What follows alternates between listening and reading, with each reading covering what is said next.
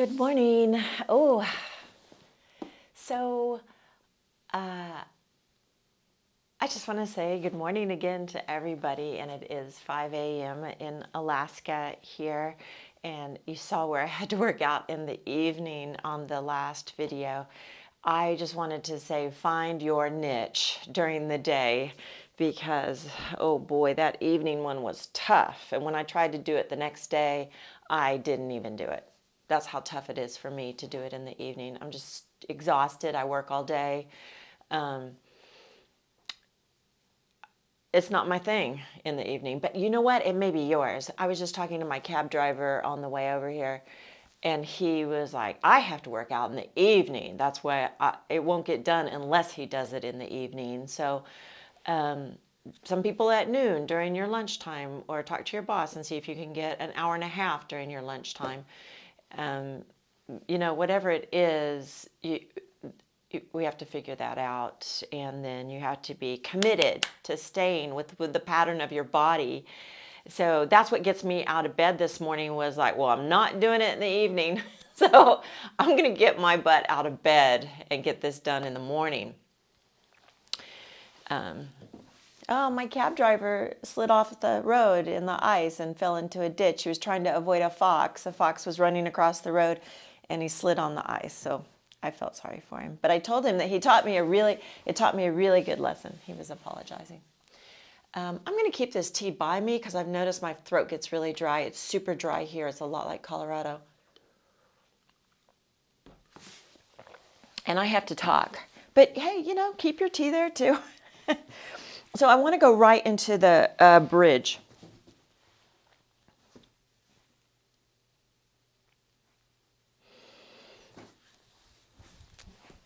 The bridge builds heat, and it's a really safe place to be. You're not going to get hurt, and we need a little heat in the body before we stretch anything. And then, touching your heels, or at least your ankles underneath your knees. Press against your thighs and walk your spine out long. Just push. Oh boy, got another couple of inches out of that spine. Nice. And then level out your pelvis so the hip points and the pubic bone are level on the same plane. Gold standard for neutral pelvis. Low ribs reaching down towards the mat as the front ribs come together. Shoulder, you might even have to lift and squeeze the shoulder blades together a little bit, and then shoulders come down towards the mat. Low ribs come down towards the mat again, and then lengthen out the neck. Lift your head, lengthen the neck out, lay it back down. Get nice and long on the neck. Inhale. Exhale, you're going to press into the heels as you rise. So knees can be, you can walk your feet. There's so many variations of this.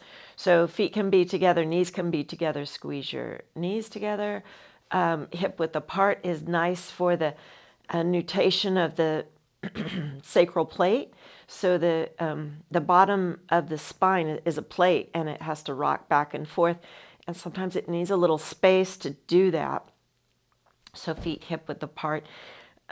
Lift your glutes. Set this up, interlace underneath your glutes. Lift your shoulder, tuck it under, lay back down on it. Lift your other shoulder, tuck it under, lay back down on it. And then once you get those shoulders set up, you can let the arms go out to the sides if you like. And then lengthen out your neck again. Touch your chin towards your chest. Lift your glutes a little higher. Reach your sternum bone where the ribs are towards your chin. Reach, arch behind your heart. Lengthen out the back of your neck. Breathe like you mean it. One foot can go up to the sky if you like. Big deep breathing. You can also lift your heels. Add the calves. Or keep them down, either way. Or lift one at a time.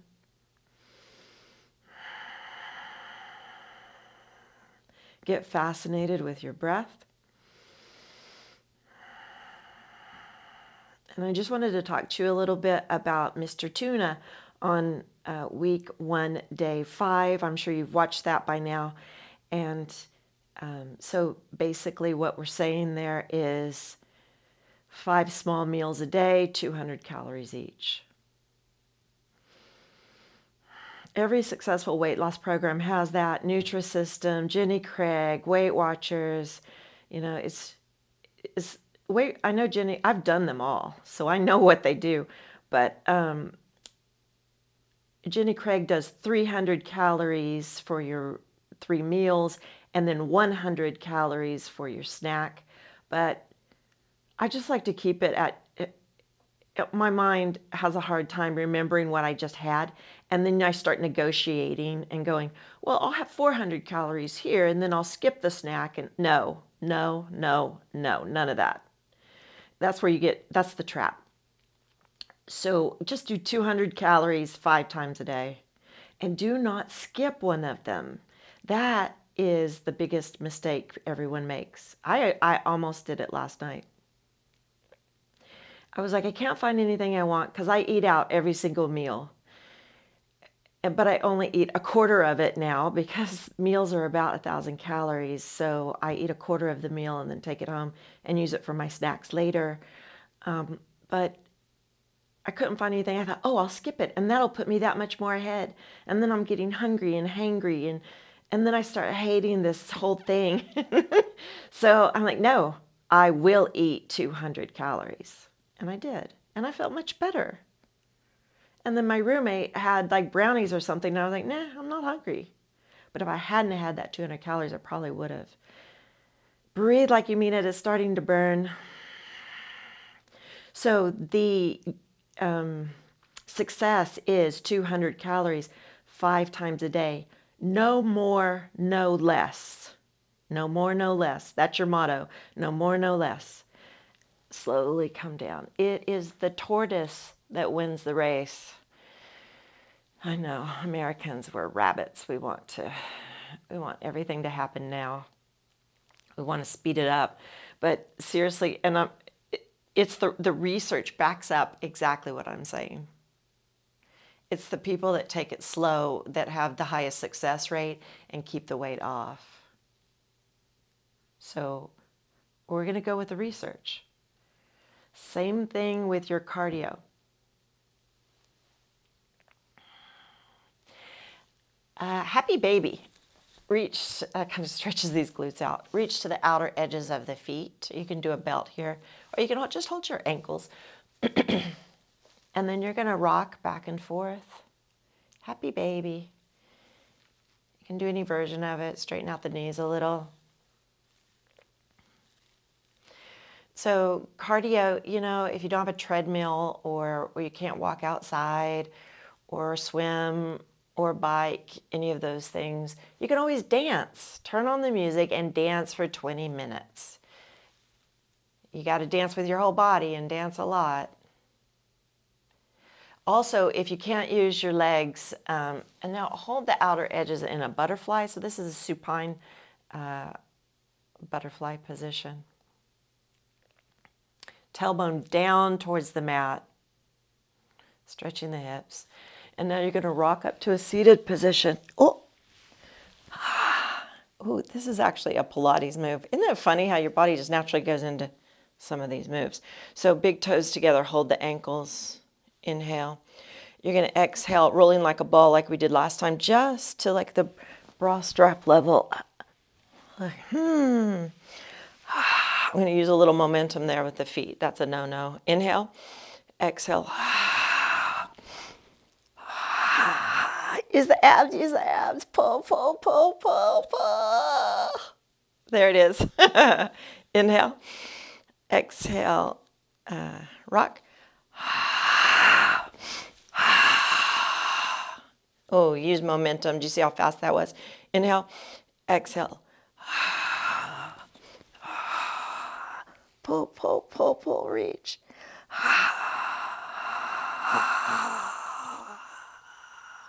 Made it. Feet together, fold forward. You can, on YouTube, they have like an orchestra leader, a band leader, and if you're a rehab person, you want to give this to some of your people because it's hard to do cardio if you're in a bed. all the time. And so, but when you follow the conductor, you do it with your arms, and you pretend you're conducting an orchestra, and that's cardio too.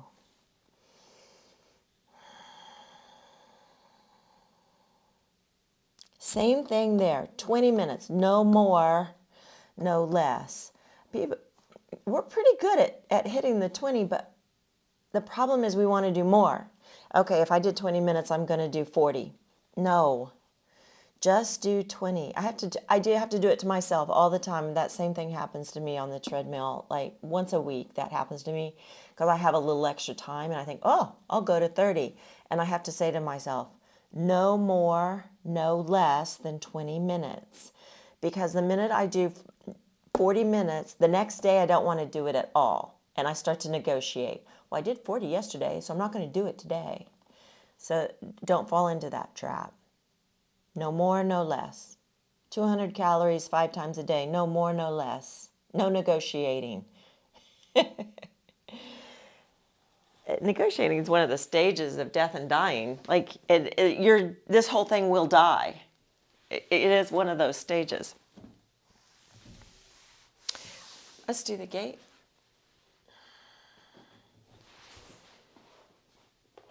So one leg goes out to the side, the other foot comes right into the thigh.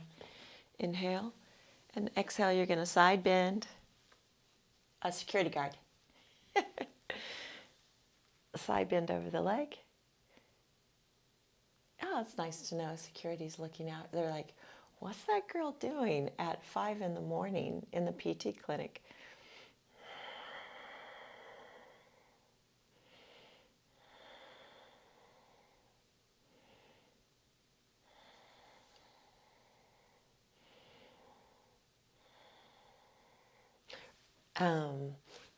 Let me turn this way so you can see. Hand by the face, elbow touches the rib cage, shoot the arm up by the ear, and reach. Oh, can't monkey toe grasp with the socks. I just wear the socks to kind of keep my feet warm until I'm warmed up. We fold them nicely to avoid chaos.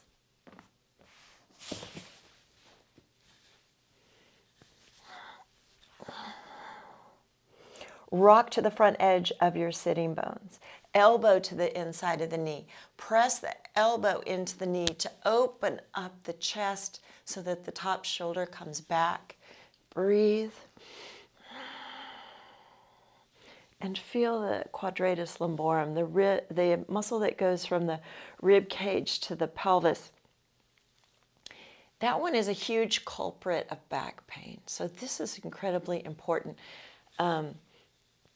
The quadratus lumborum, the QL, attaches to every lumbar vertebra you have. And then it has one finger that attaches to the lowest rib. So it attaches to the rib cage and the entire spine. And then it goes out to the side and attaches to the pelvis. It holds the pelvis to the spine. If it gets tight, its little fingers start to get tight and come together, so it squeezes the vertebrae towards together, squishing the disc between them.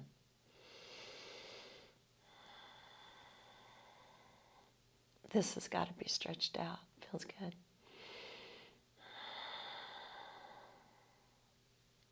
Now you can drop the head if you need a neck stretch or retract and kiss your shoulder to strengthen your neck. If you have neck pain, you probably want to do the strengthener. The opposite of what you would think. But you have neck pain because your neck is weak. Not necessarily. It's tight, but it's tight because it's weak. So you got to strengthen it first.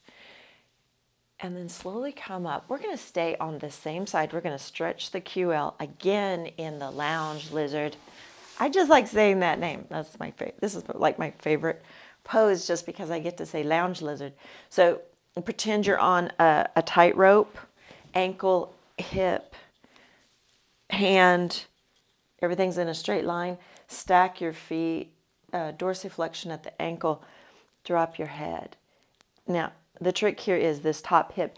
It must come forward until it's directly above the bottom hip.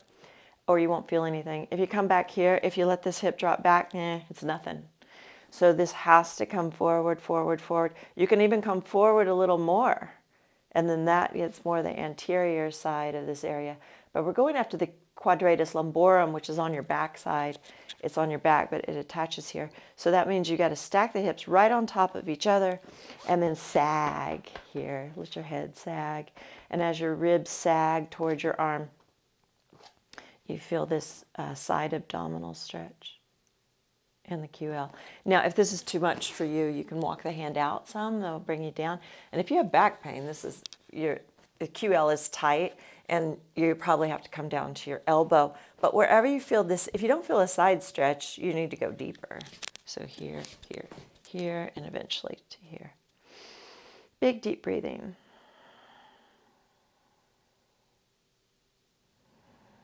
So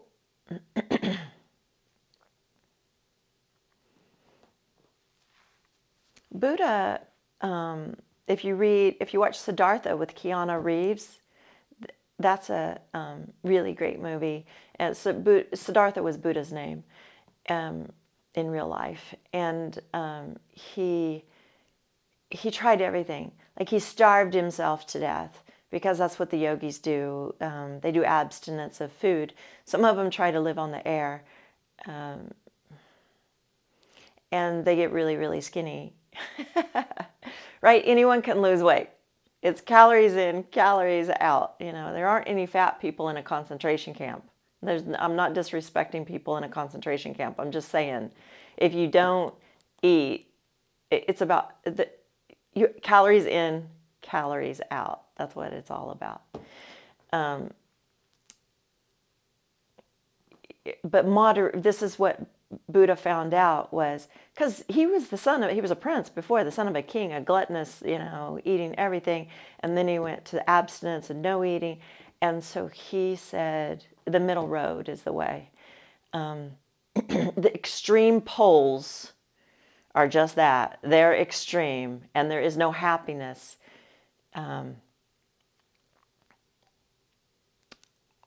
Buddhism is all about suffering and non-suffering. So there is suffering in the extremes, in the starving yourself and in the gluttony. It's the middle road. It's the 200 calories 5 times a day, day after day after day, the middle straight road that takes you out of suffering. That was his philosophy. Release. So he stopped starving himself. He left those yogis and was like, this ain't right. Okay, other side.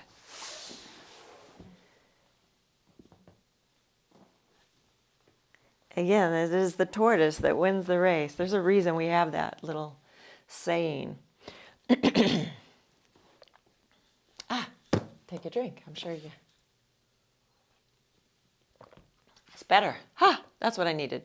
Bend your knee.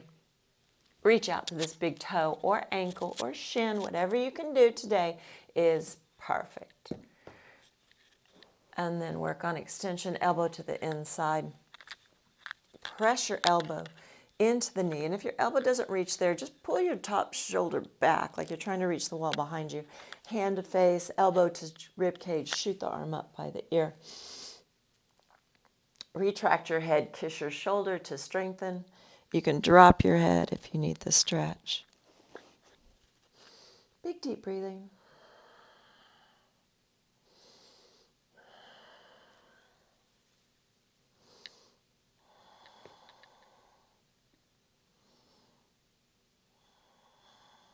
So I have spent a lot of time studying all the different religions and psychology. So you read my bio. So I studied psychology at Harvard. I've taken 12 psychology classes with Harvard professors. I still have to do my master's thesis. That's all I have left. So watch the video. I've posted it. It's all the same wine in different bottles. And that sums up my experience with psychology. And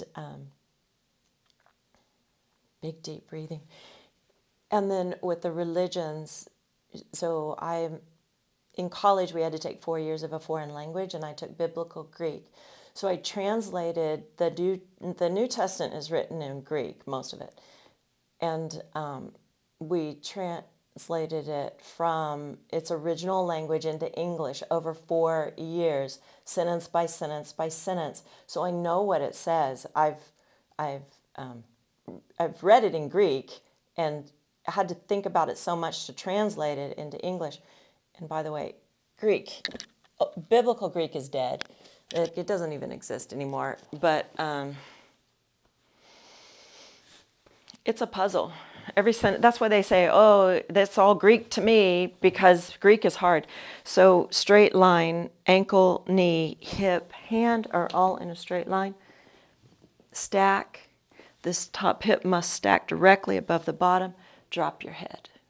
Take deep, deep breathing. Because it's like they put the words into a bag, and then they like dice, and they just rolled them out there and lined them up. So the words in a sentence are all mixed up, but they have gender. So you have like the definite article of a noun. The definite article may be at the beginning, and its noun may be at the end, and you have to match them up. And then you have to put them in the order of subject, predicate. Like they're completely jumbled up. So you have to really think about what that sentence says. So we could only do like, every day of homework was only 4 sentences at a time. And that's why it took 4 years to translate it. So anyhow, I'm not bragging. I'm telling you, I'm coming from a place where I've seen it.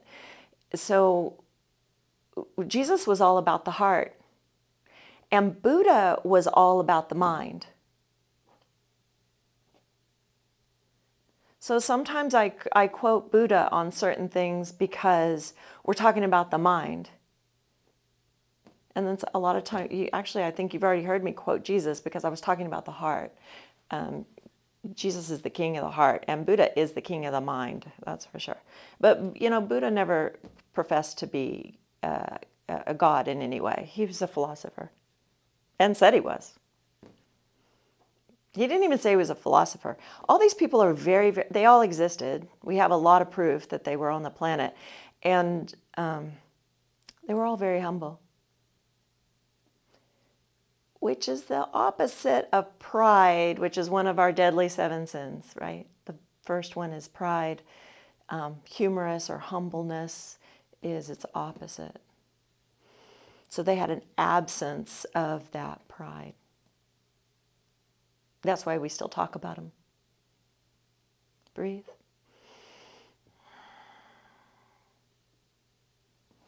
The back, that feels good.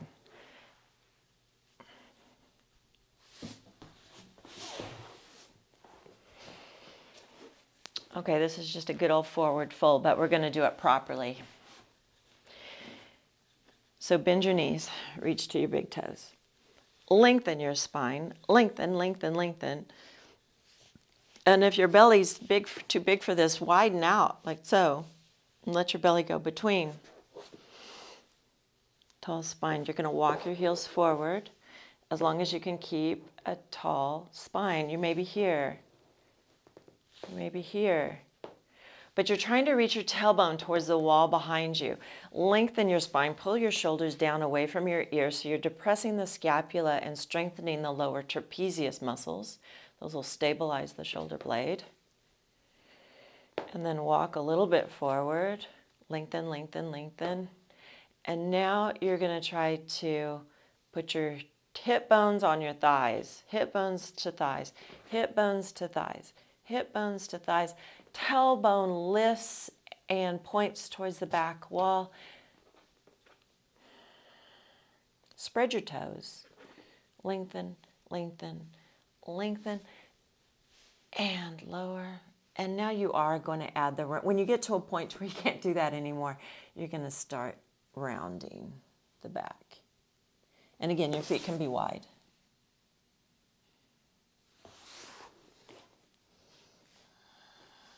You can monkey toe grass.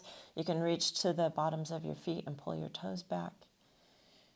Drop your head So we want the fascial meridian from the toes. There is a meridian. The fascial meridian, look up anatomy trains. There are 7 fascial meridians in the body. 7, another interesting number. From the toes, the fascia travels, the plantar fascia, up the calf, up the hamstring, up the back, up the spinal extensors, up the neck, and then the fascia comes around and attaches to the forehead here, the posterior line fascia, one of the 7.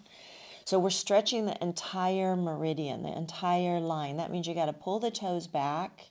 You have to flex at this ankle and drop your head. And then you can feel that whole line go on a big stretch. Big deep breathing.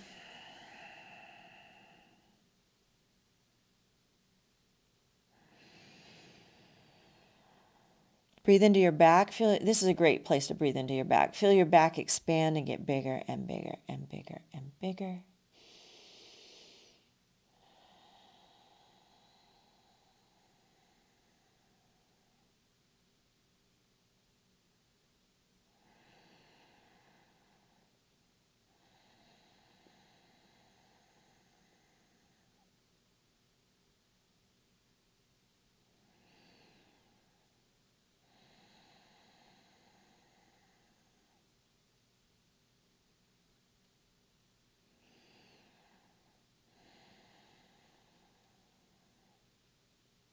Two minutes is your best stretch.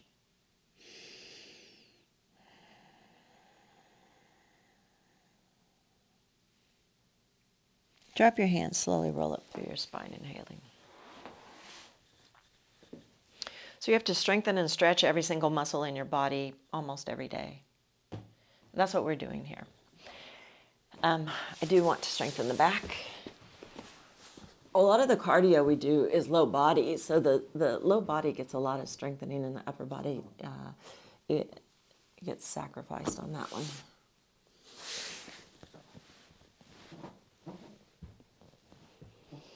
And then also I'll probably mention Taoism because it has the balance. It's all about the balance. The yin and the yang, you know, that symbol, the black and white symbol. It's all about balancing everything, balancing the body, balancing. What is in the macro is in the micro. What is in the micro is in the macro. So balance in nature, balance inside your body, balance in the cells, balance in the universe. The galaxies are balanced. Arms out to the side. The gravitational pulls are balanced. The moon is balanced around us. Belly up, tail down, feet. Just let your legs go as wide as your body wants them to allow that nutation and counter nutation that I talked about with the sacral plate. Then lift your shoulders, drive your shoulder blades down your back, and lift your arms. Reach towards the corners, back corners of the room, and that will depress the scapula. Pull the belly button in and up, tailbone down, retract your head. If you don't know all these big words, it doesn't matter. I say it both ways. I say it in normal language, and I try to use a little bit of medical terminology. We have a lot of medical people watching. Breathe. Retract your head. You are strengthening your neck and your back.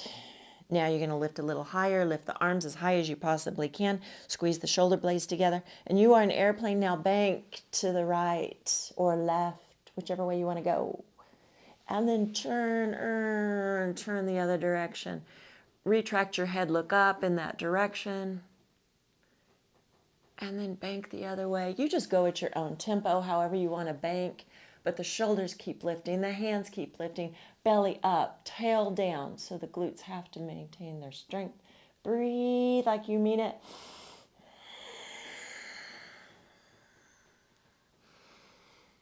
Go however you want. Like you're flying, fly, fly, fly, fly, fly. Maybe drop one shoulder, lift one shoulder. Come back to center.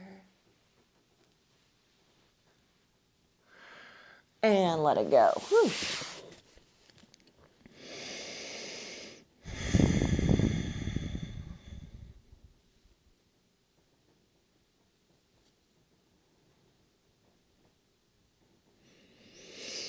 And so Taoism is from the China area. Buddha is from India. And then Christ is from the Middle East.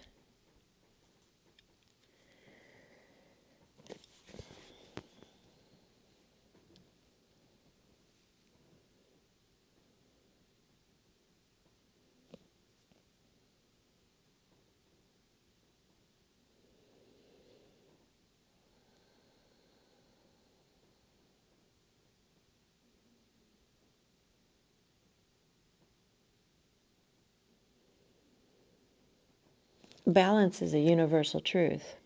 You'll see it everywhere. You'll see it in everything. And in this practice, in this hour and a half, we are trying to reach balance. We are rebalancing the system. If you sit at your desk and you turn right all day long because that's where the phone is, or somebody you talk to is always on your right side, you are unbalancing the system. You are getting stronger on your right side of your neck than you are on the left side of your neck. Those imbalances cause pain eventually. As physical therapists, that's what we do all day is we're like, oh, you're stronger over here, you're weaker over here, we got to strengthen this, we're rebalancing the joints, we're rebalancing the two halves of your body. This class will do it for you, so you don't have to go to physical therapy. This is a prevention class, a lifestyle management class. Again, the airplane, belly up, tail down.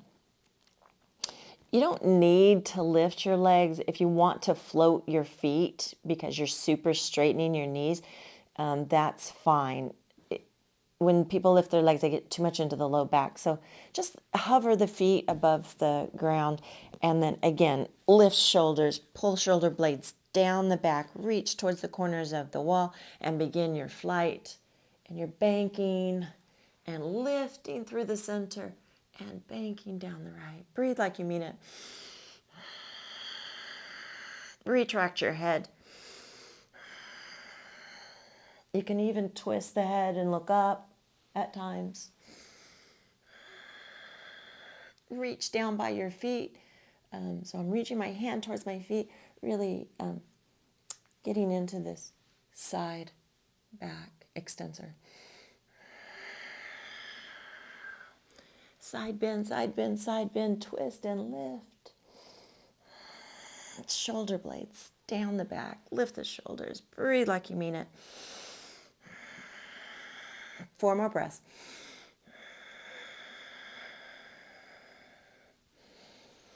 Shoulder lifts again.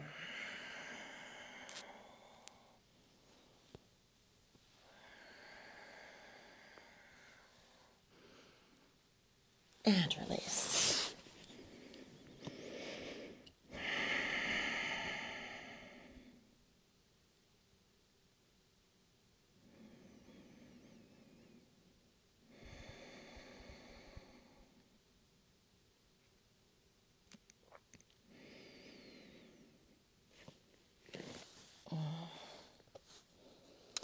One thing I've learned from Bikram yoga, which is the hot yoga, is they take 20-second breaks between everything. And again, balance. You work, you rest, you work, you rest. That would be Taoism.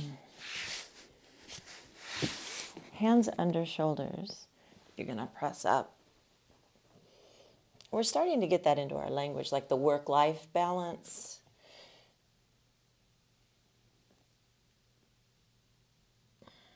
Stretching out the shoulders after that. Just sitting back. Always on these, you can, if your belly is in the way, you can move the knees apart. If you bring the knees together, it's a organ massage. So you're crushing the the intestines and the stomach, and you're squeezing them, and it gives them a little massage. It gives the intestines a little help. So if you can bring the knees together, that's great too. Drop your head. Walk your hands in. We're going to do a lunge.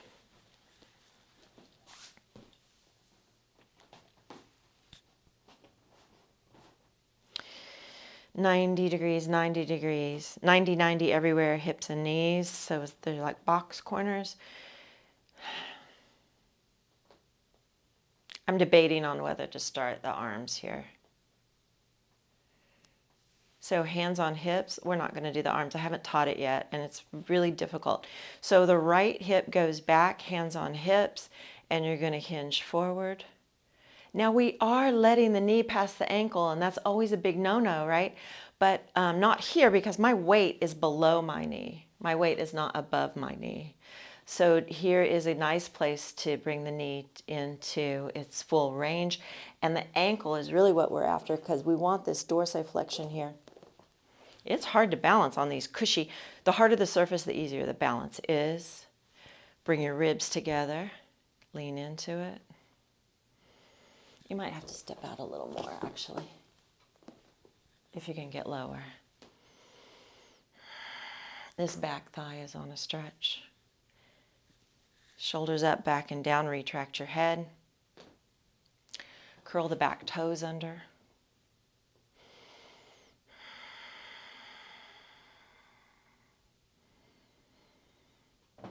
And then you're going to go back as far as you can. If you have a knee replacement, you're going to have to make an adjustment here, head to knee.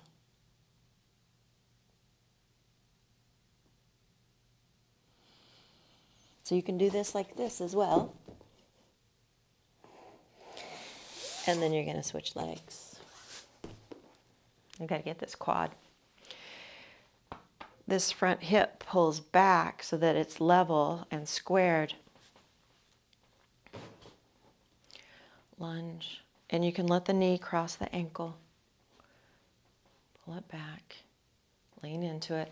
Curl the back toes under. That'll put the quad on a bigger stretch. Breathe. Belly in and up. You still have a sway back here, but knit the ribs together.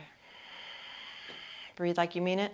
Lift the front toes and then gently lay them on the ground.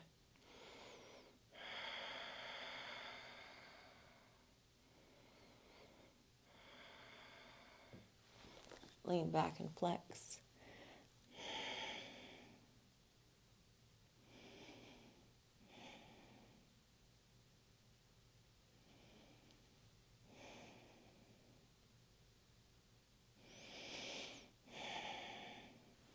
Shoulders down.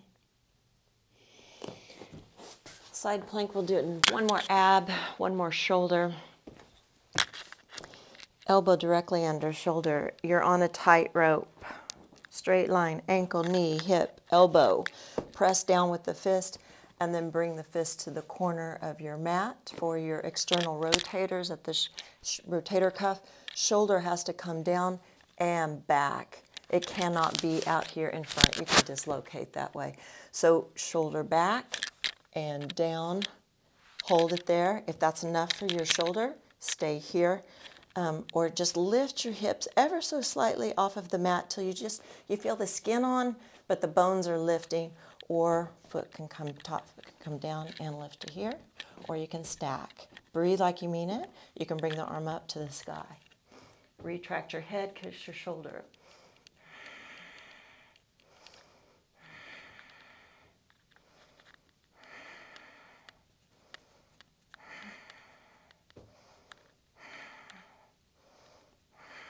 And release on the elbows, little plank, shoulder blades down the back. Now here you want to add protraction. So you're pushing the elbows down. So you're not caving in. This is retraction. You're protracting, rounding up the back as much as you can and lift.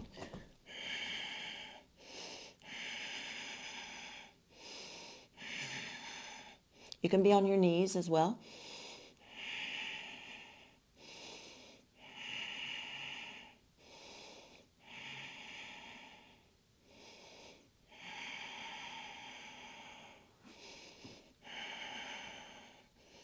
And you can go back and forth, straight knees, bent knees, other side.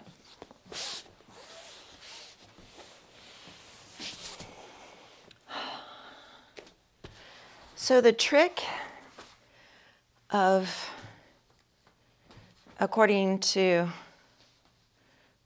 trick is to control the mind. because the body just does what the mind says. Stack the ankles, the knees, the hips, the elbows below the shoulder. Press down like a fist into a fist. Move to the corner of your mat. Shoulder back and down. And then lift.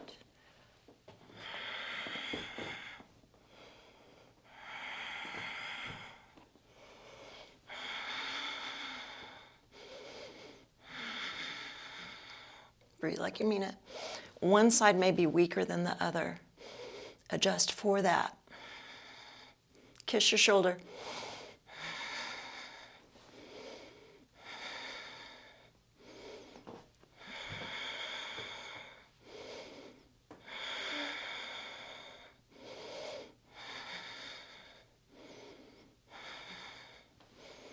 And release.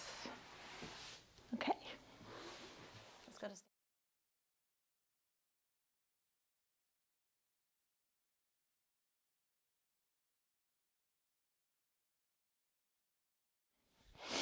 Okay, so let's build our mountain. Rock through your feet. Belly in and up. Ribs knit together. Shoulders go up, back, and down. Retract your head back on top of your spine and feel it.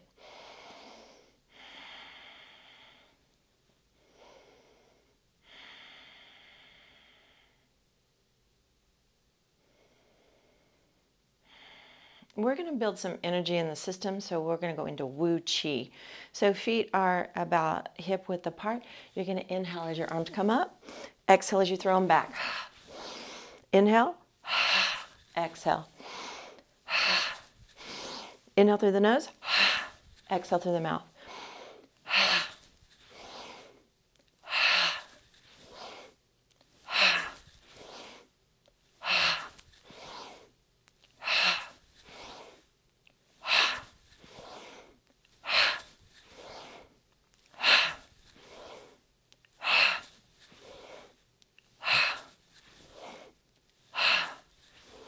You're supposed to start facing the east, but whichever direction you're facing, make a quarter turn to the right.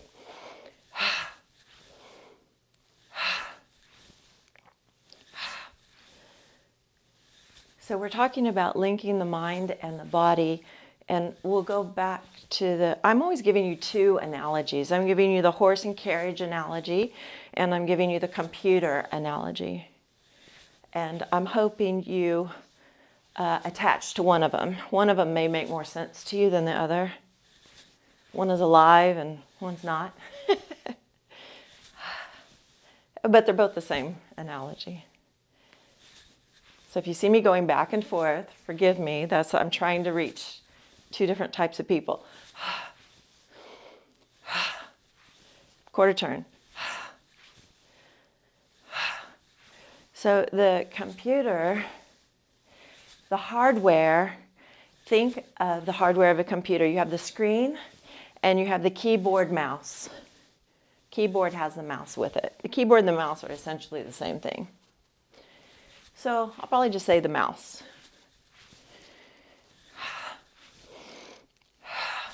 So the body is like the screen, and the mind, brain, is like the keyboard mouse. The screen does whatever the keyboard mouse tells it to do. The screen is always reflecting the keyboard mouse. So the keyboard mouse sends out the commands. The screen acts them out. Actually, the screen connects to the Wi-Fi, and we'll talk about that later, all of that with the message system. And then the screen reflects what the keyboard mouse told it to do. That's all it does. It gets signals from the keyboard mouse and does what it's told to do.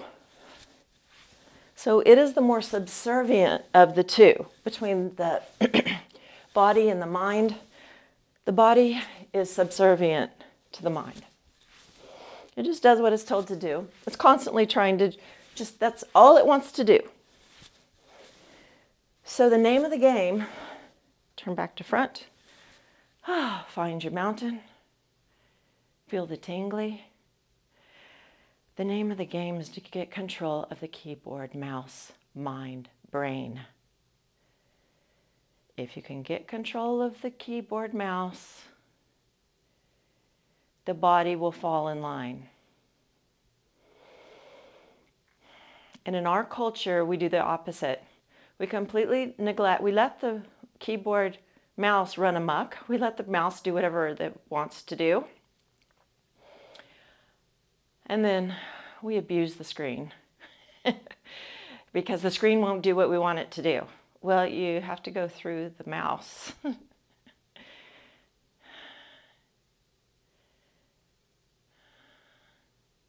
And that's essentially what Buddha was saying. Gain control of the brain,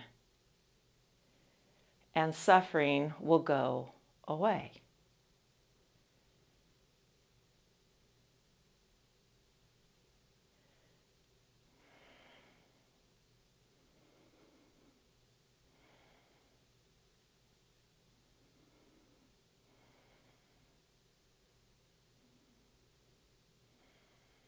During this hour and a half, we spend all of our time trying to train your keyboard mouse, we're just trying to get it to listen to us at first. Because it is like a wild maverick horse. It is running across the plains doing whatever it wants. And so we're trying to tame it, discipline it, get it under control.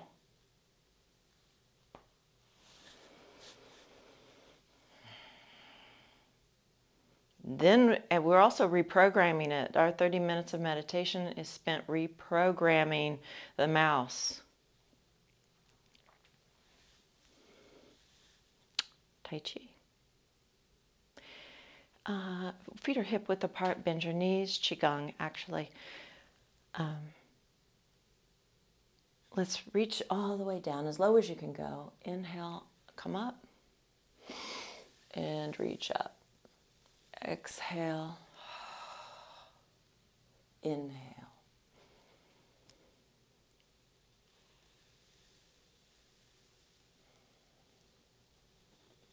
Exhale, reach down.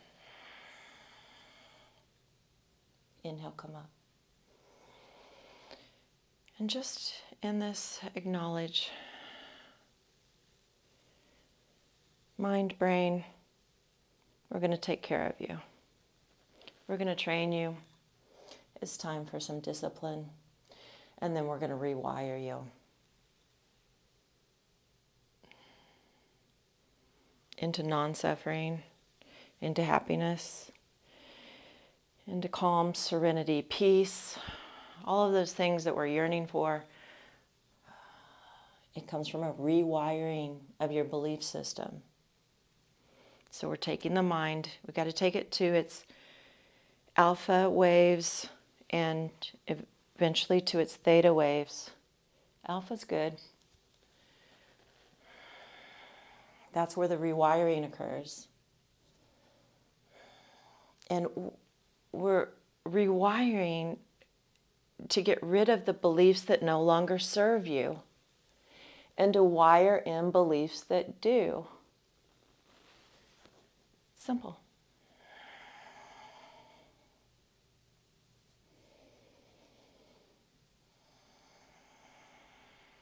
A belief that will serve you is the tortoise wins the race.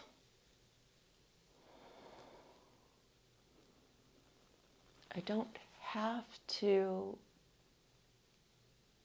drill and push power versus force. I don't have to force things. I have the power within me. I don't have to skip meals. I don't have to force weight loss.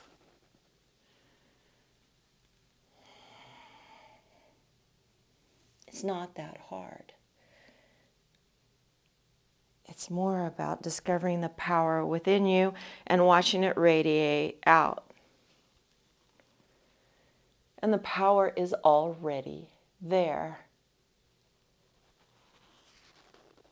I just have to acknowledge it, swim in it, and stop forcing things.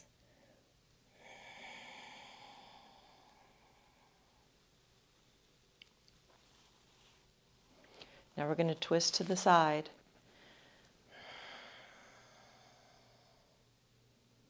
Touch the fingers, you're going to reverse.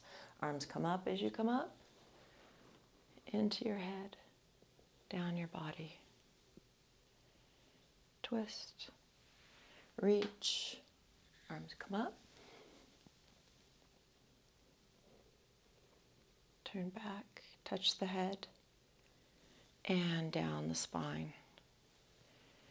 Gather up the jewels, bring them up, load them in.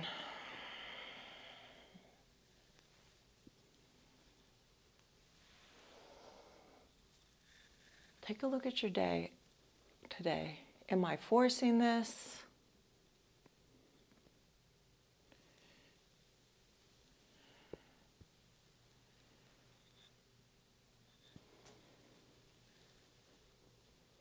It's a wonderful book called Power versus Force, if you want to read it, by a physician.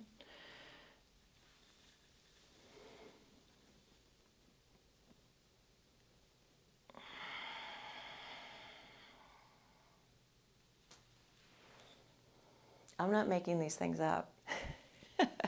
These are not my original thoughts. Probably all of them are not my original thoughts.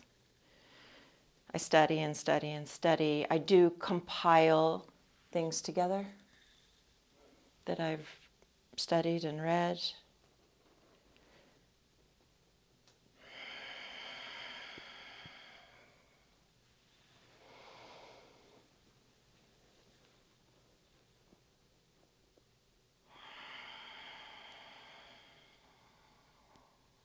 Come to center. Feet together. Hold the energy ball.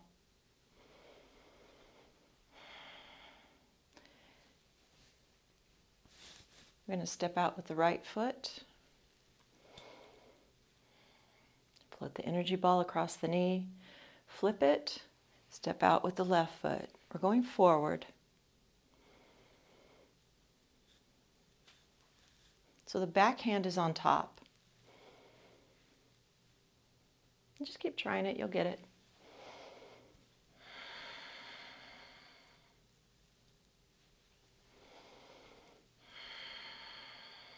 And go backward. Start over. Scoot back.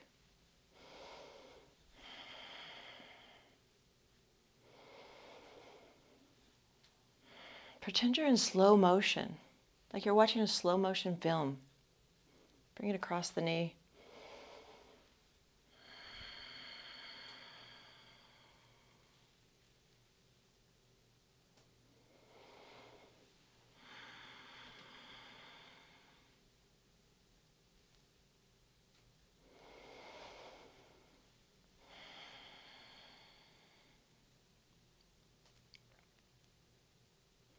Start over.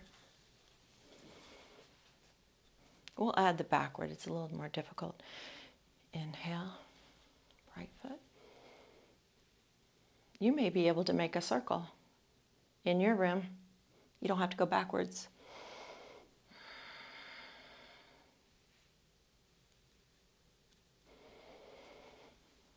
I'm going to make my steps smaller so I don't have to keep starting over, but you can make your steps more forward. Watch your fingers. Come inside yourself.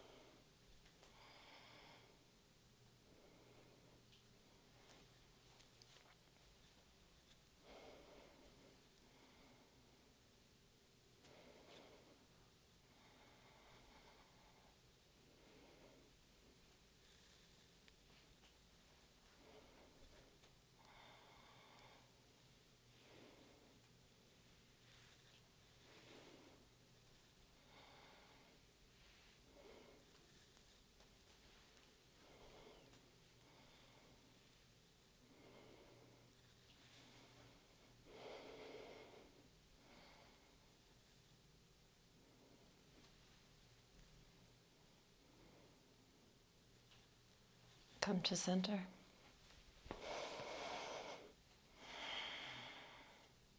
Feet are hip width apart, slightly bent on the knees, hug a tree. Shoulder blades down the back, knit the ribs together. Retract your head. Discipline the mind. The mind wants out here.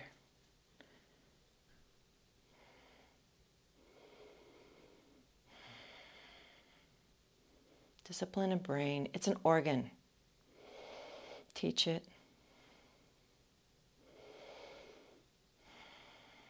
Teach it to follow the commands of the soul. You. It is not in charge. You are. Keep bringing your attention back to your breath, back to your fingers. Look at your fingers. I am here today. I can see my body. I'm present. You're safe. Your brain will want to drop out, but you're safe. You can't get hurt in this position. You can tolerate it. As the quads begin to burn and the triceps begin to burn, it's okay. You can lower the arms a little if you like. If this hurts your shoulders, of course, lower. Retract your head.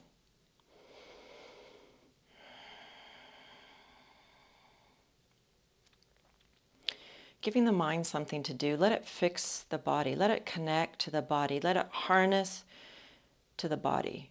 The mind, brain is harnessing to the body by fixing it. Shoulder blades down the back, belly in. Look at your fingertips. Feel your triceps. Experience your toes. Lift your toes. Slowly rest them on the floor. That's what your brain is doing.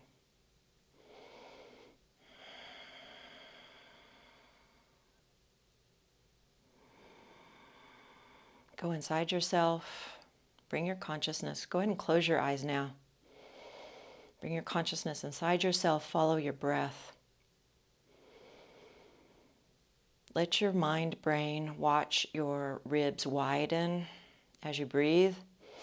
Breathe into your back. Breathe into the low ribs, the middle ribs, the high ribs. Let your mind distract your mind. Let it get fascinated with the breathing.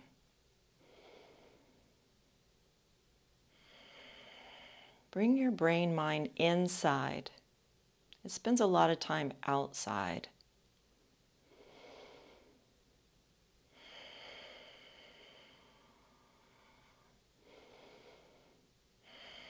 Your spinal extensors are beginning to burn. Let your mind watch that. Is the left one burning more than the right? Oh, maybe I need to adjust that a little bit so I have an equal burn on two halves of my spine. One side of your back's not doing all the work. Balance, balance, balance. Rev up the right side and drop the left side a tiny bit until they're equal and balanced. Compare the sensations on the right side of your body to the left side of your body and balance them out.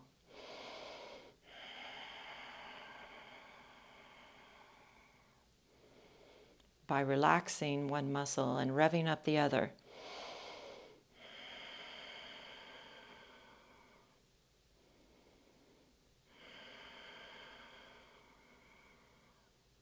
Harness the body and the brain. Harness the screen and the mouse. Harness the screen and the keyboard. Doing the same thing, running at the same tempo.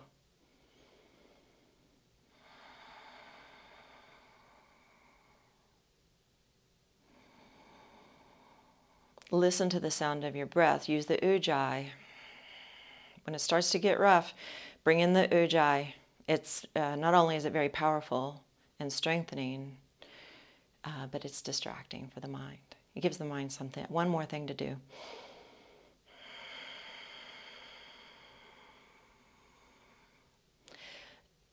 Distracting it from its pattern of, I want to quit, I don't like this, all of that negativity. you're pulling it away from those patterns that you like to repeat all the time that sabotage you. You're pulling it away from that and sending it to your breath. You're like, nope, we're not running that pattern. We're running this pattern. Watch the ribs. That's your new pattern, Mr. Mouse.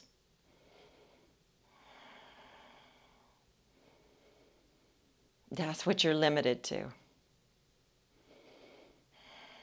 And then release. Woo. That is not easy. Discipline is never easy. But the payoff is huge. Payoff is huge. Meditation. Hit the mat.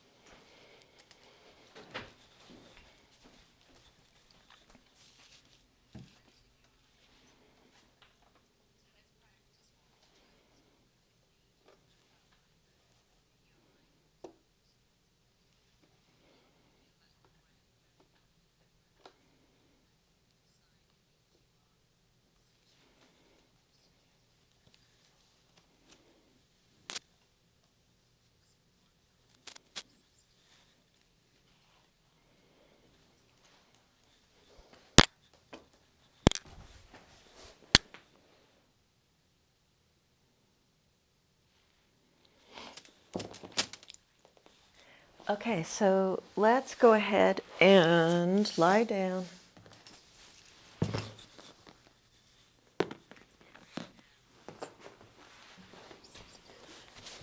So find your gingerbread man. Just let your feet flop open, turn your palms up, shoulder blades together, drop your jaw. Release around your eyes and around your mouth. Belly softens, shoulders drop all the way to the fingertips.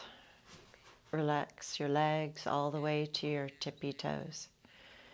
This is I Am Enough. This is the life work of Marissa Peer. She has a huge program on this. You're welcome to download and purchase her program. So look up. Let's get started with the hypnosis piece. You're going to look into your eyebrows. Look up like you're looking, like you can see your eyebrows. Way up, your eyes begin to flutter, flutter, flutter, flutter, flutter. And as they flutter, it pulls you deeper into hypnosis. And then slowly lower your eyelids, soften, look down.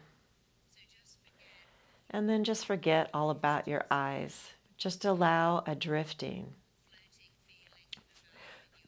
floating feeling to develop in your body. Just picture in your own mind 10 steps descending. And just get that same looking down feeling that you might get as you look over a balcony or down a flight of stairs. When you drop your chin, you really feel that looking down sensation. You're looking down 10 steps. You're moving on to step 10 as each muscle, every nerve turns loose, lets loose, and you go deeper. You're taking step 9 and 8, and you can see your feet, hear your feet, feel your feet, treading each step. As you go deeper, you're taking step 7, going deeper into an awareness of yourself. You're taking step 6, going even deeper still. You are taking step 5. You're halfway down as each muscle, every nerve turns loose, lets loose, and you go deeper. You're taking step 4. As you gently, calmly, easily move on over to an even deeper level. You're taking step 3 and 2. Just go deeper, drift deeper, sink deeper. You're taking step 1, go deeper, drift deeper, sleep deeper. Every time I click my fingers and say the words go deeper, drift deeper, go even deeper, you are simply going deeper into an awareness of yourself, because hypnosis is not about being asleep, it's about being suggestible. So I'm going to show you how incredibly suggestible you are.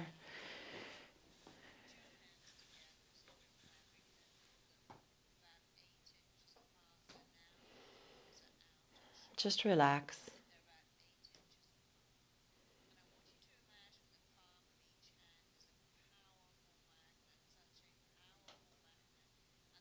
Float in this space.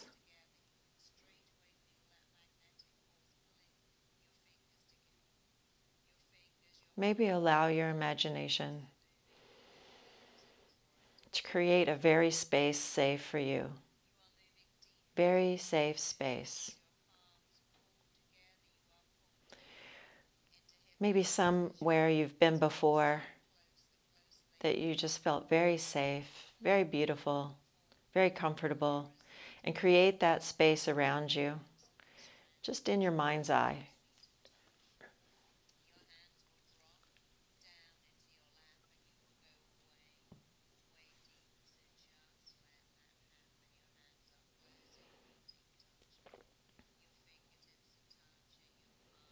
Walk through this area.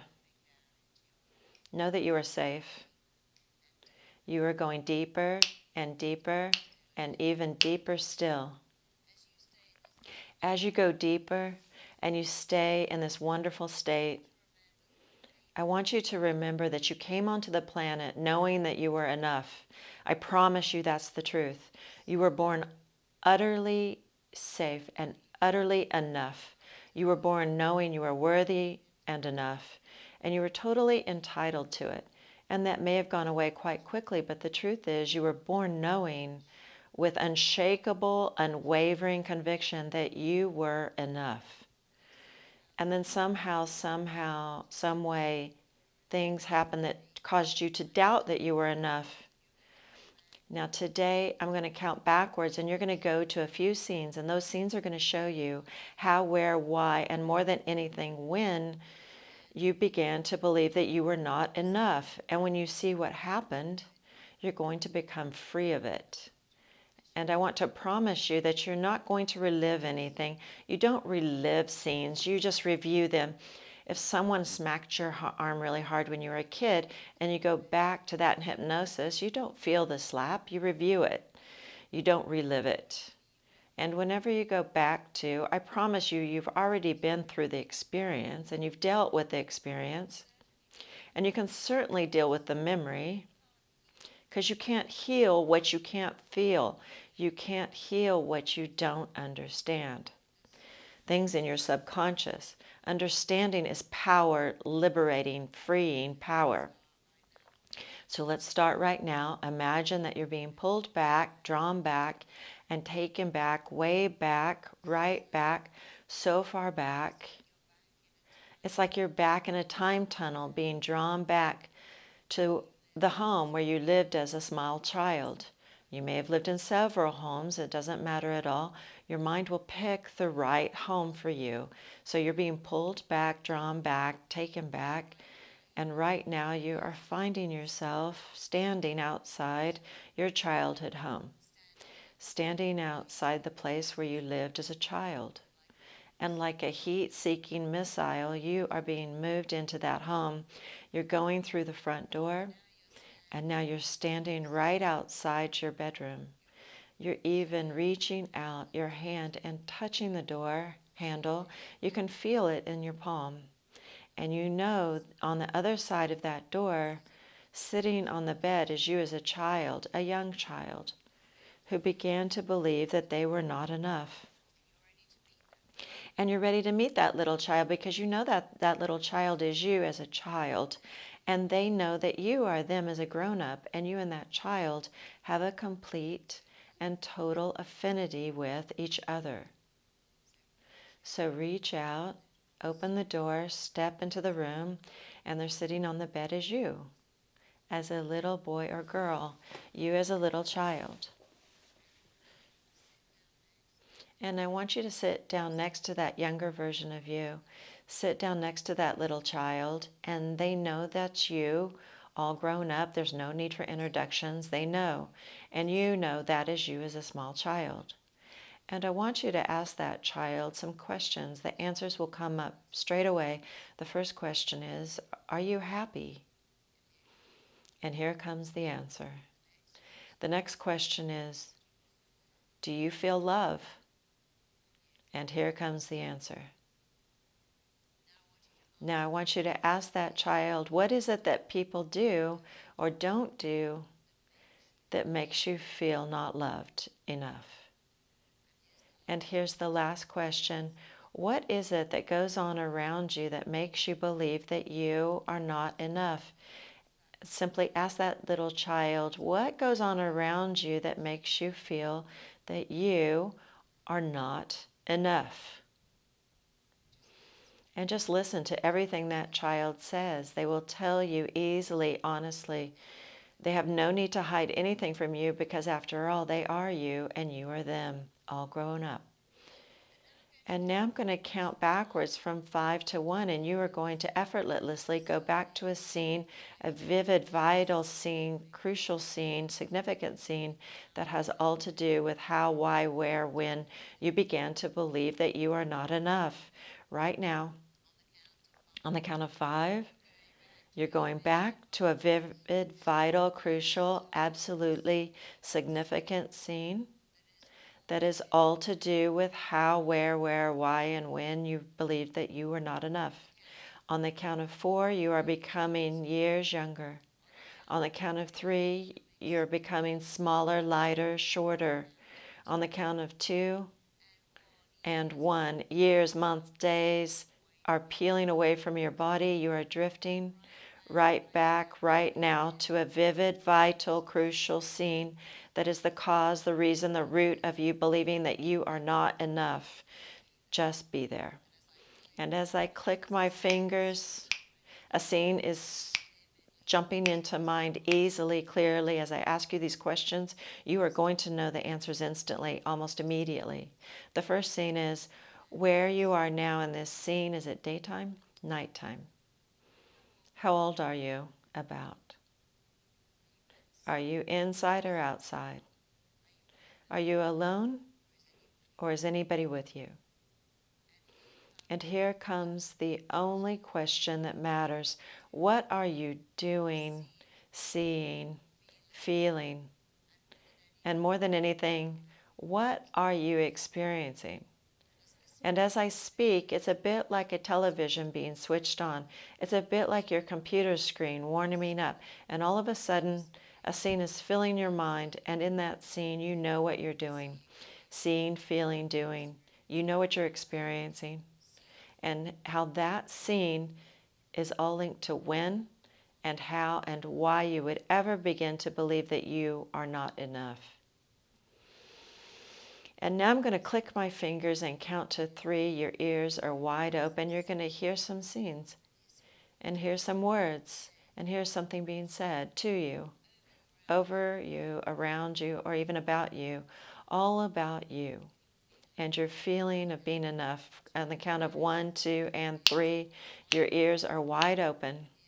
You can hear someone, a teacher, a relative, a parent, a family member, a sibling. Someone you know is saying something about you, and you are hearing that with your child's ears, perceiving that with your child's mind, and coming to a conclusion that you are not enough. Hold on to that scene. Look at that scene. Allow yourself to understand how that scene could ever have made you think that you are not enough.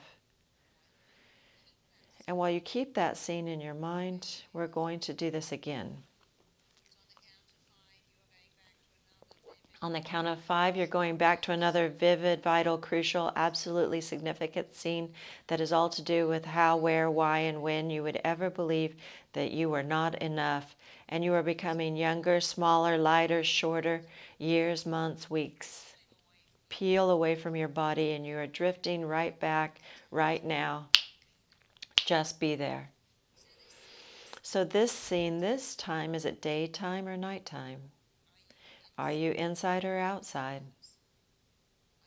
Are you on your own, or is there anybody with you? And more than anything, what are you doing, seeing, feeling, and experiencing? Again, you're going to find that you can feel that feeling like it only just happened. And you can be in that scene and feel everything you felt. Experience what you experience. And as I click my fingers, your ears are open. You can hear it being said about you, around you. On a count of 1, 2, and 3, your ears are open. You can hear someone saying something about you or to you. And whatever it is they're saying, you are using your childhood mind. You've only been on the planet for a little while, and you're beginning to perceive that you are not enough. You can see how this scene and the previous scene have led you to assume that, to believe, to come to a conclusion that you are not enough. So look at that scene. Just allow yourself to fully understand where that came from. And now just one more time on the count of 5, you are drifting back to a vivid, vital, crucial, absolutely significant scene, and the most vivid scene of all, the most vital scene of all, that is the cause, the reason, the root of you believing you are not enough. On the count of 5, you are drifting back. 4, you are becoming younger. On the count of 3, 2, and 1, you are becoming smaller, lighter, shorter. Drift right back right now to a vivid scene that is the reason, the root of why you would ever perceive that you are not enough. Just be there. And I want you to stay in that scene. Are you inside, outside, alone, with someone? How old are you? And here is the only scene that matters. And in that scene, I want you to see, what are you doing, seeing, feeling, and what are you experiencing in this scene? I want you to really be aware of what you're experiencing, feeling it like it happened yesterday. One last time, I'm going to click my fingers. Your ears are wide open, and you're going to hear something. On the count of 1, 2, and 3, your ears are open. You can hear someone, a parent, mother, father, teacher, grandparent, relative, aunt, uncle, cousin, friend, brother, sister. Someone is saying something either to you or about you that you are hearing that is making you believe that if they could say that, it must mean that you are not enough. Of course, it's not true, but it's what you feel, and what you feel is everything. So I want you to imagine that in your left hand, you're holding a snapshot, a DVD, a brief movie of those 3 scenes. I want you to imagine in your left hand you are holding scene 1, scene 2, and scene 3. You are holding 3 snapshots, 3 photographs, 3 videos. And in your right hand, you are holding a picture of you today with so much to offer, lovable, talented, smart. And yet you feel that you're not enough, and your mind is saying so clearly, those three scenes in your left hand and others just like them, those three scenes you just went back to and others just like them are absolutely the reason why you feel that you are not enough. So I want you to be like a detective now. A detective looks at things, and a detective kind of daisy chains things together. So I want you to take your scenes and, like a detective, look at them and go, oh, right, I see. In that first scene, this happened and I felt. And in the second scene, this happened and I believed. And in the third scene, this happened and I concluded that I'm not enough. And now you have those scenes. I want you to do something so powerful. I want you to go back to scene one. Go back there in your mind, and I want you to say out loud with me on this recording, that's not me. I need you to say it out loud. Go to scene one and go, that is not me.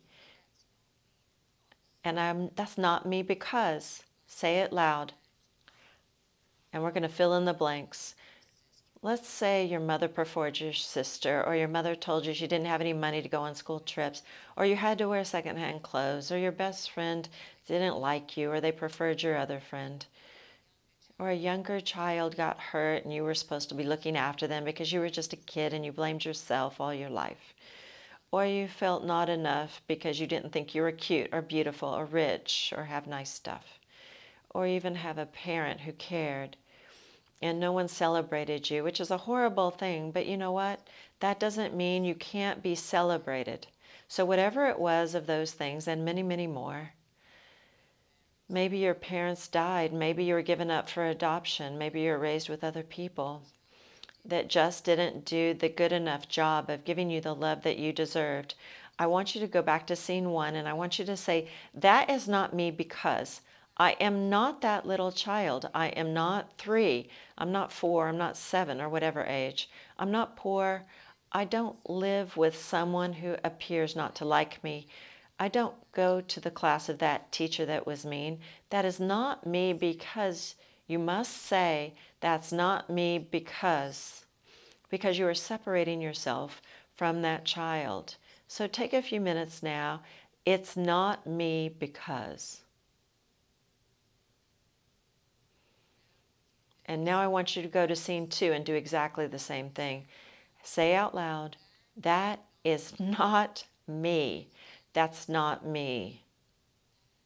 That is not me. Say it out loud. That is not me because. That is not me because I no longer. That's not me because I don't. I don't have to. I don't need to. Fill in the blanks.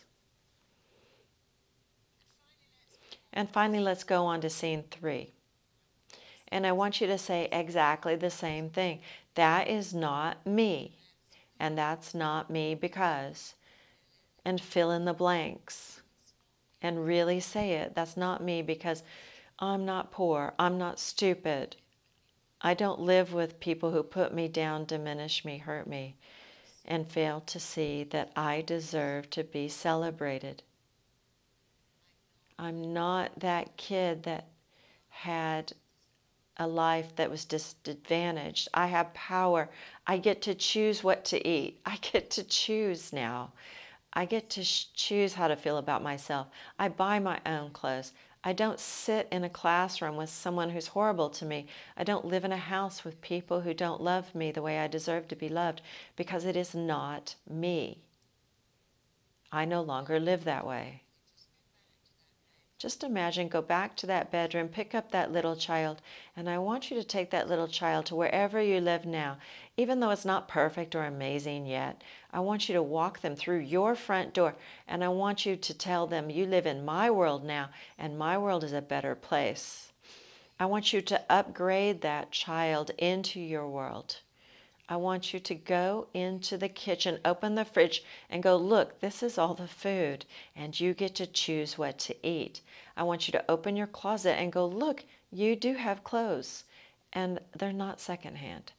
I want you to open your phone and show them all the people that like to hear from you.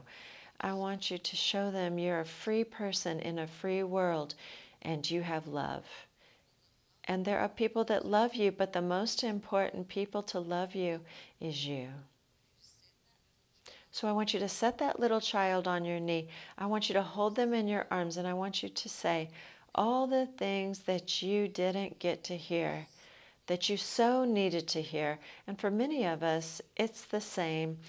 Nobody wants to hear you're going to be an amazing CEO. We want your parents to say, I love you. I love being your parent. You're a great kid. Remember what you really needed and wanted to hear. You're going to repeat some words after me, and you're going to add in the words that you never heard that you need to hear. So I want you to start by holding that little child in your arms, saying, look at you. You're a great kid. You're an amazing child. You're sweet. You're smart. You're gorgeous. You're lovable. I love being your parent. It's a gift. It's an honor, a blessing to be your parent. I love raising you. I love spending time with you. You're worth spending time with. You're smart, clever, interesting, gorgeous. And now I want you to add in all the things that you really wanted to hear. You're beautiful. You matter. You're lovable. So take your time. Say to that little kid, you matter. You're lovable. You're here for a reason. Now add in all the things that you know way better than anyone what you need to hear. Say them out loud.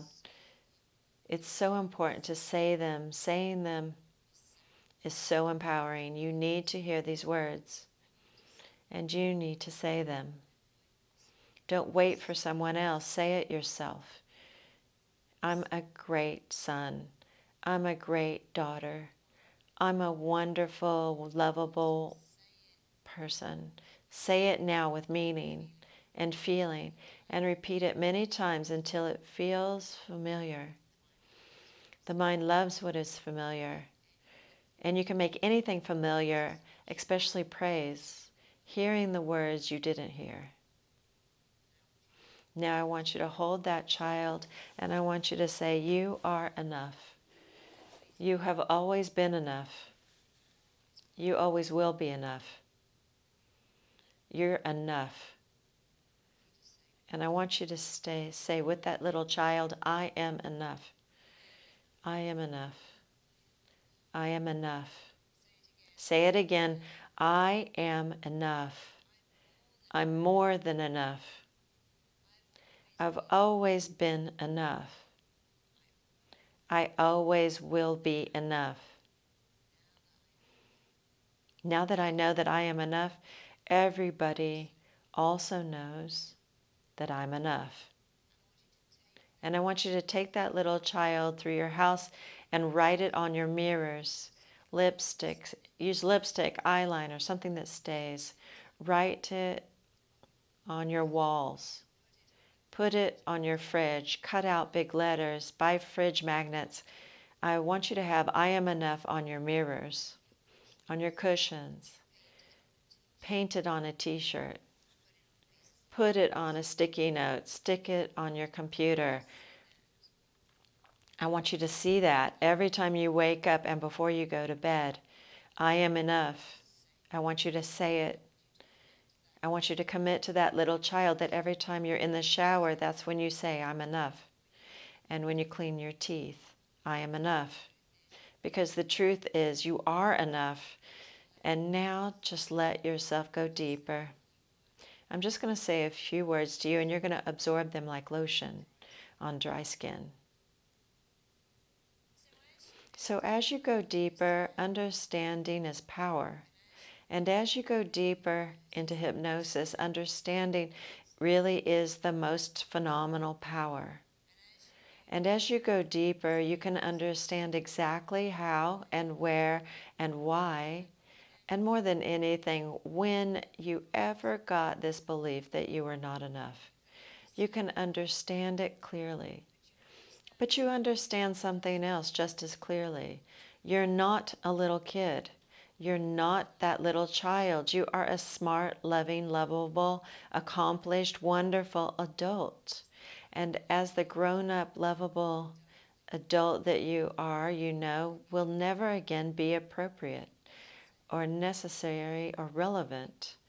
It won't be necessary, relevant, or appropriate, or even remotely interesting for you to ever again think that you are not enough.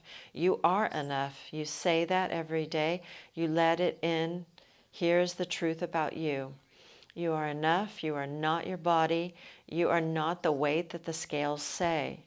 You are not your weight, your shape, your size. You are not the numbers in your bank account or on your birth certificate. You are none of those things. You are enough.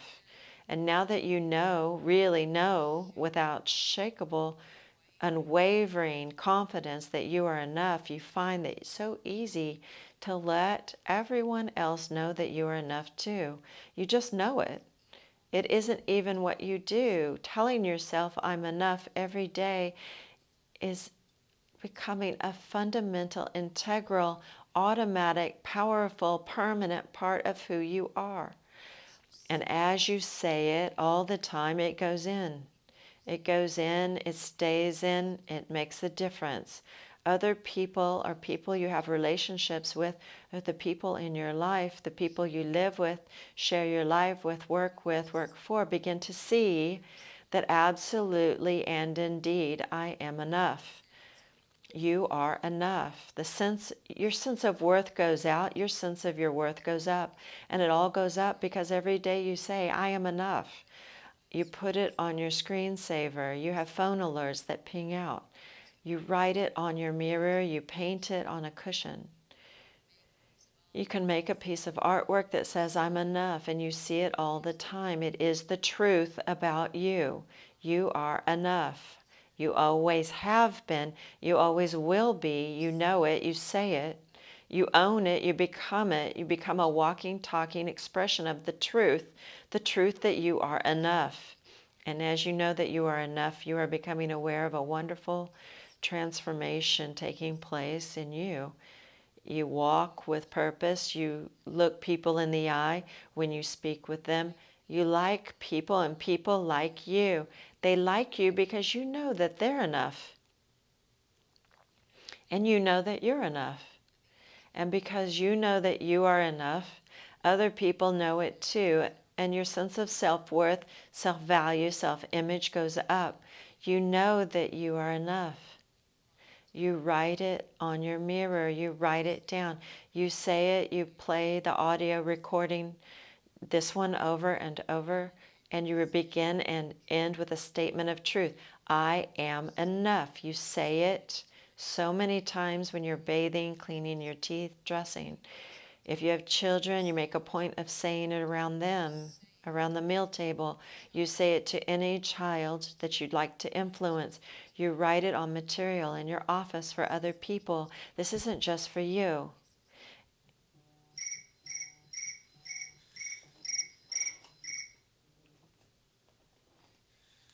So many other people, when you know that you're enough, you have children that know they're enough, you have work colleagues that know they're enough, and it's a wonderful world to live in, knowing you are enough, and you are aware of this wonderful transformation taking place, and you like yourself, you believe in yourself.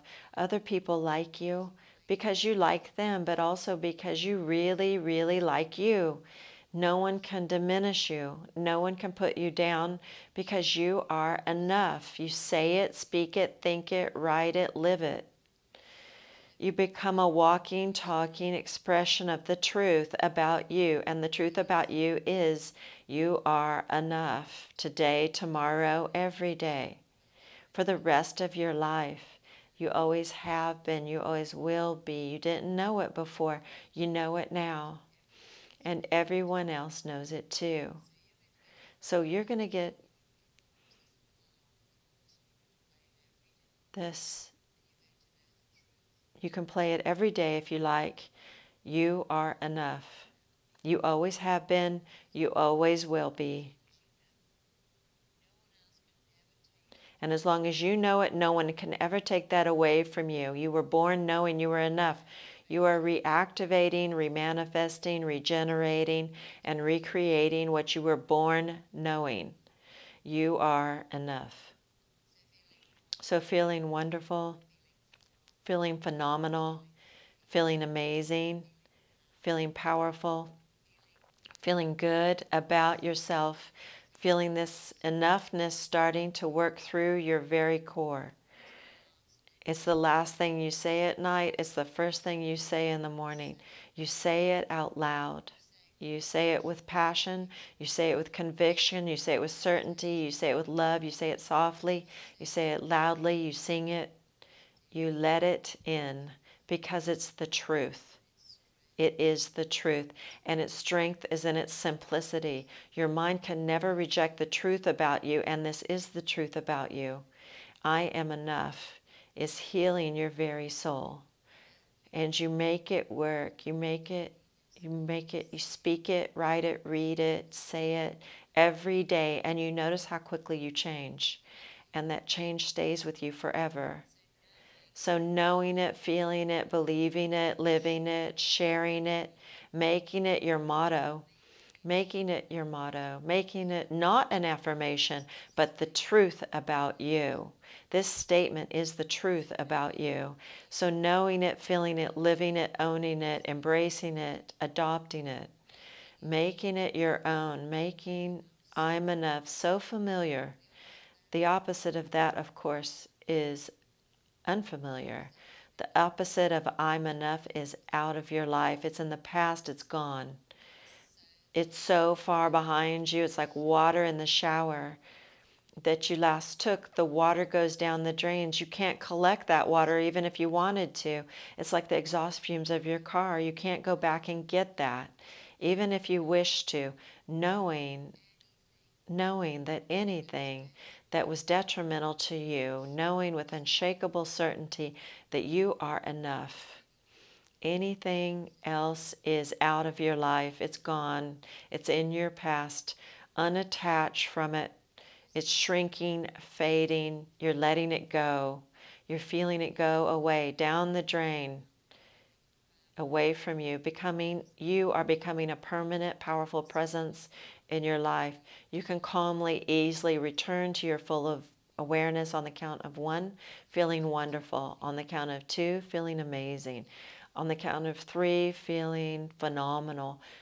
On the count of 4, feeling so good, just basking, glowing, living, bathing in your enoughness. On the count of 5, knowing you are enough, owning it, living it. Just open up your eyes and fill up your lungs. Take a deep breath and slowly come to a sitting position that you like. This will change your life. You can play this recording over and over. You can go to marissapeer.com and download her whole program. Bring your hands in front of your heart. Choose 3 blessings in your life and be grateful.